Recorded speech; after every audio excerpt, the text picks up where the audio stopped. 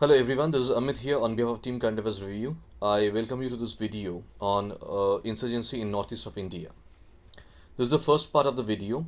We are dividing this particular issue into two parts. In the first part, we are going to discuss about the reasons behind rise of insurgency in northeast of India. Okay, and subsequently in the second part, we'll be talking about the rise and growth of insurgency in the region simultaneously, the conditions today, and would in fact whether this peace or the normalcy, the effort of normalcy that's going on, whether that normalcy or peace can permanently return in the region or not. We'll be doing that evaluation in the second part of the video. Okay. uh, Now, as I said, that in this particular topic, we are going to look into insurgency in northeast of India. Northeast of India is perhaps one particular or one peculiar region which has been suffering from insurgency or the menace of insurgency for the longest of period of time in the history of modern India. Since 1950s onwards, 1954 to be more precise, insurgency in the region is going on. From 1985 onwards, we would see practically the whole region would start burning in this fire of insurgency. Uh, but why so? In fact, you can hardly show me one particular state, whether Assam, Nagaland, Manipur, Mizoram, Meghalaya, Tripura. You can hardly show me one particular state which, at one point of time or another, did not face the menace of insurgency. Why this? Why this growth of insurgency in the region? Uh, when we started looking into the issue, we could find out six major reasons behind this. Here in this video, I'm going to talk to you about these six major reasons. Number one of these reasons is Naga movement, which predates India's independence. Okay, it was in 1920s when a group of Nagas or a group of Naga elders who came back from World War One. These Naga elders, they were recruited by the French to work in the French labor camp during World War One. When these Naga elders they came back with a message of liberty and equality. Right? Given this understanding, they formed one organization called the Naga Club. This Naga Club would be the first political organization of the Nagas which would try to represent their Naga people.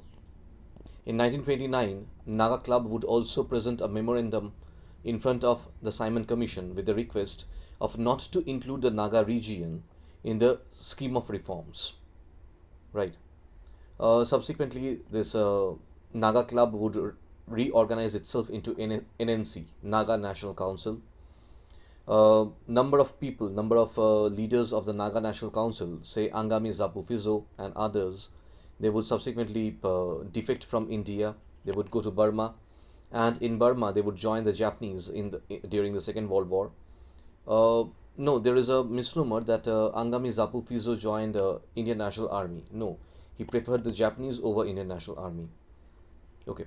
Anyway, he would join the Japanese in his quest to secure sovereignty rights for the Naga people.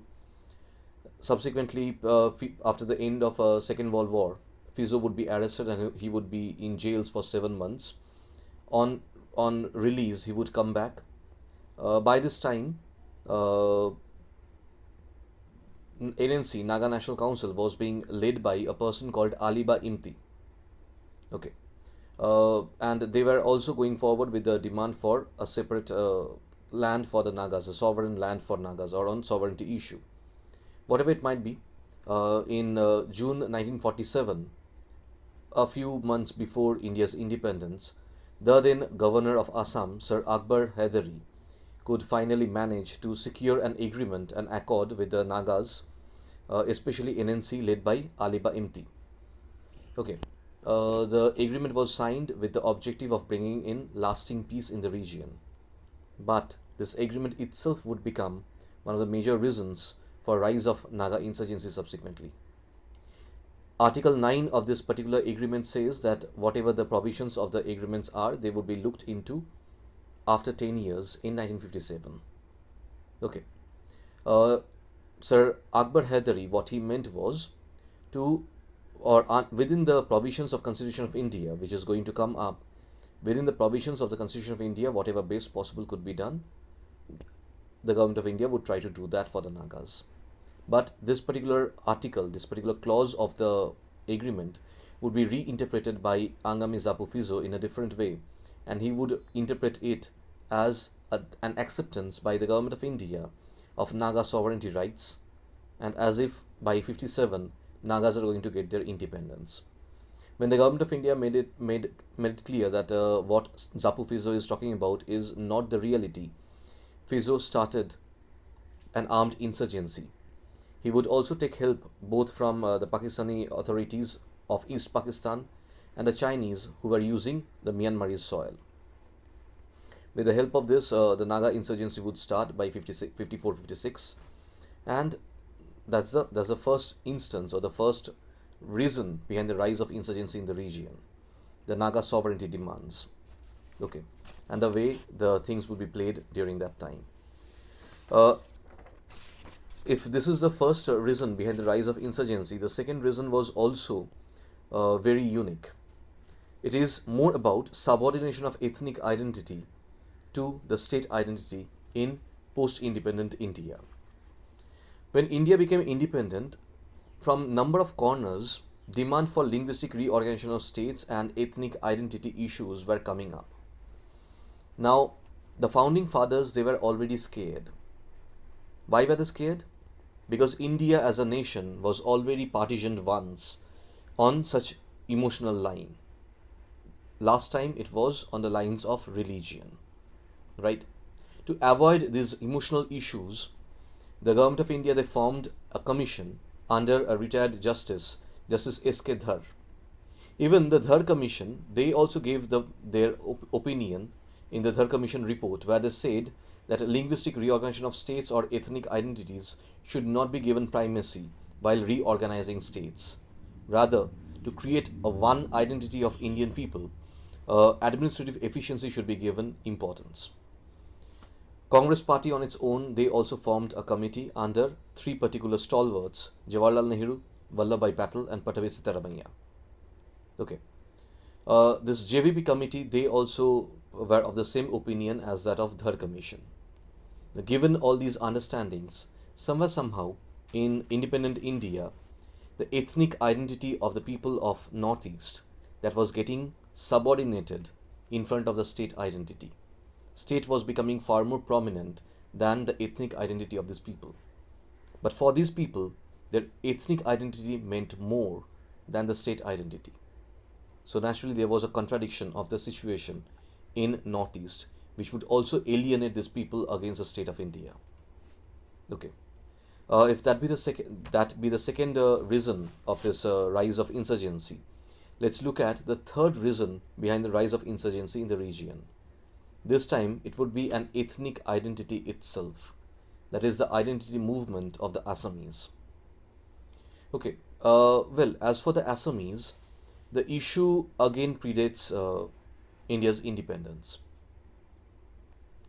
If we look at the census report of 1931, the census report says that merely 31% of the population of Assam state, which covered practically the whole of Northeast, was or were Assamese speaking.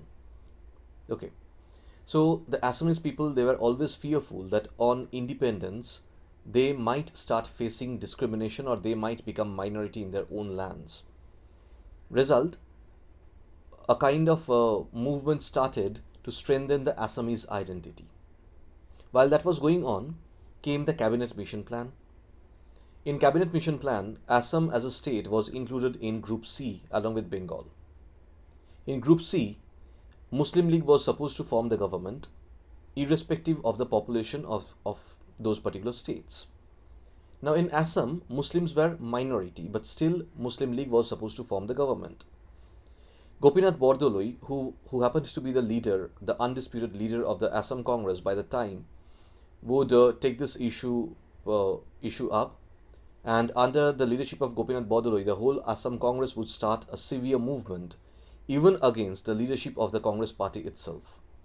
They would go against Sardar Patel, and finally they were successful in bringing Assam out of Group C.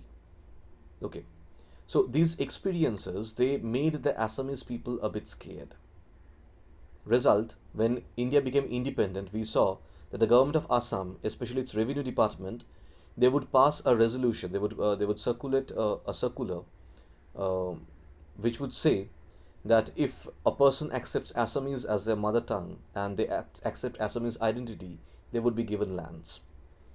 This happened in 1948. This circular was issued in 1948. Subsequently, in 1951 census, we would see 56% of the population, they would declare Assamese as their mother tongue. Okay, when this happened, number of the ethnic minorities, say for example Boros, Khasis and others, they would feel alienated. They would feel that the Assamese, they are growing their clout at the expense of these particular communities. So an anti-Assamese sentiment would start growing. This would further strengthen by 1972. In 1972, the Assamese government, they would declare Assamese language as compulsory in the schools.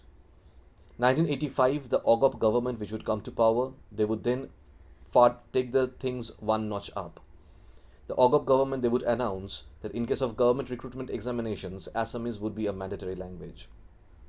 Given all these things, the ethnic minorities who were there, they started feeling alienated, and yes, they would take up arms. Not only this, simultaneously there was the issue of large-scale illegal immigration from East Pakistan or Bangladesh subsequently. I cannot confirm, I'm not in a position to confirm whether this illegal immigration is still going on or not. But one thing for sure, that yes, there was an influx of refugees from East Pakistan or subsequently Bangladesh. In fact, that this flow of refugees started from 1948 itself. Okay, this was a counter migration which started from East Pakistan towards India. The first leg of migration had ended by the time. This was a second leg of migration which would start. And this would be practically a one-way migration from East Pakistan towards India only. Result, all the bordering states, whether Assam, Tripura, Meghalaya, they all started feeling threatened.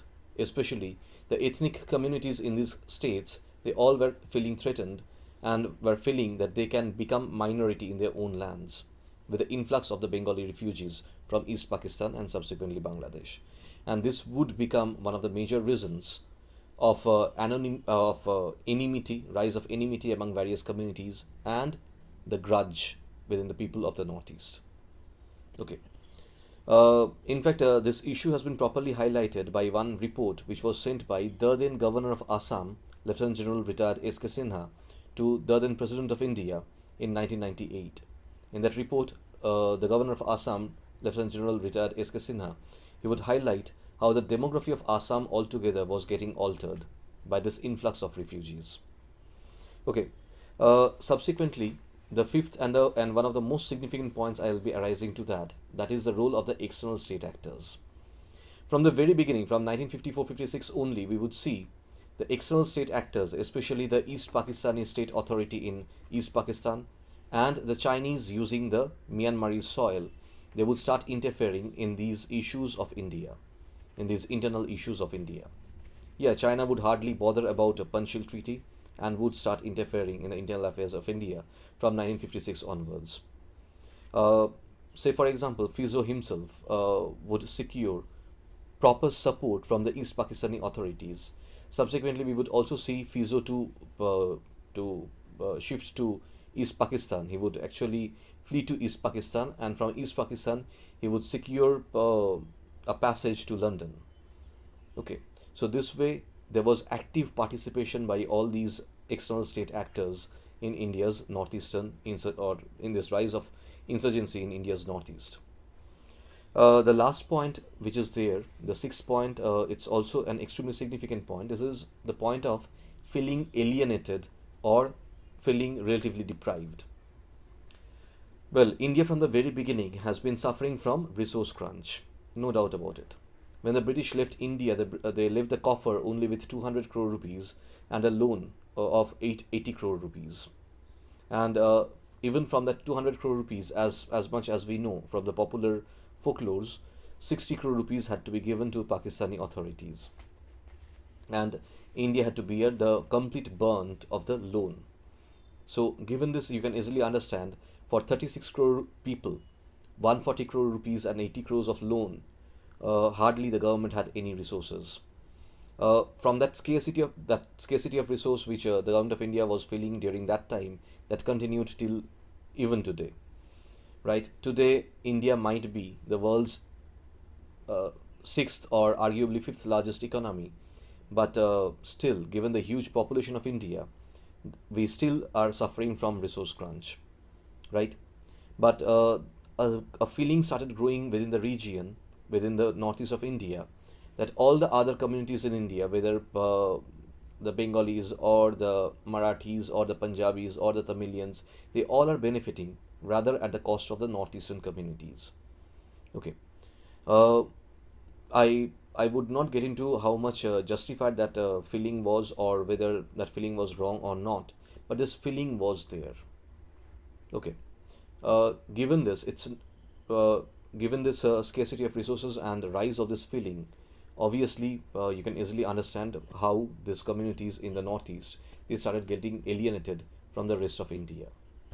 Okay, these these six reasons combined, created a culminant effect of the rise of insurgency in the region, and that's why you can hardly see any state which was free from the grip of insurgency in that region, right? In this particular video, we tried to come out with the reasons. As for the rise of insurgency, in a similar pattern, we would try to go in depth with most of the issues or most of the tendencies, and accordingly, we'll be discussing them, right? That's all, guys. If you have any query, please contact us on our mobile number, on our WhatsApp number, that is 987 3433. And if you have liked the video, please hit the like and subscribe button. And if you're watching on Facebook, also do the same. That's all, guys. Thank you.